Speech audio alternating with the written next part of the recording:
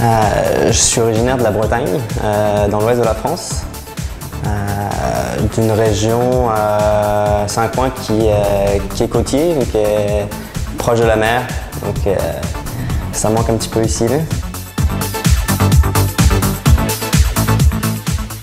J'ai commencé le soccer à 7 ans.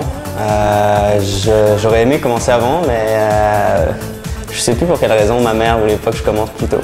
J'ai commencé par du judo pendant quelques années, puis j'ai commencé à 7 ans à jouer au soccer, puis c'est ça, ça a pris un peu de temps, mais j'ai tout de suite aimé ça.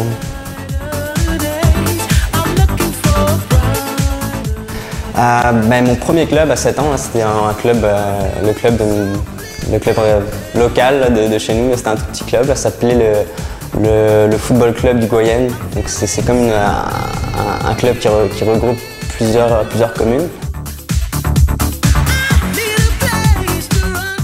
J'étudie actuellement en communication publique, je fais une maîtrise en communication publique. Pas vraiment. C'est sûr que je vais faire attention à manger 3 heures avant le match, puis je vais faire attention à bien dormir aussi la veille du match. Ça va être des petits détails que tu prépares pas forcément le jour du match, mais plus tôt. La plupart du temps, j'aime ça me mettre comme un petit peu dans ma bulle aussi. Là. Soit avec brancher mon iPod ou mais pas forcément, là. Des fois aussi, j'aime ça me concentrer sans musique puis rester un petit peu tout seul dans mon coin pendant quelques minutes avant le match. Ma raison principale, c'est d'abord les études, puisque j'ai pris notamment contact avec Samir assez tard.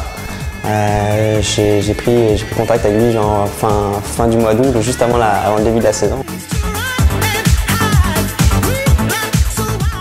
Si j'ai un modèle sportif, c'est sûr que je vais plus m'identifier à un joueur de soccer, serait Lionel Messi. C'est un joueur qui joue à mon poste aussi, là, donc moi, quand je le regarde jouer, c'est vraiment un plaisir. C'est un joueur qui, techniquement, qui est incroyable, qui a une capacité d'accélération.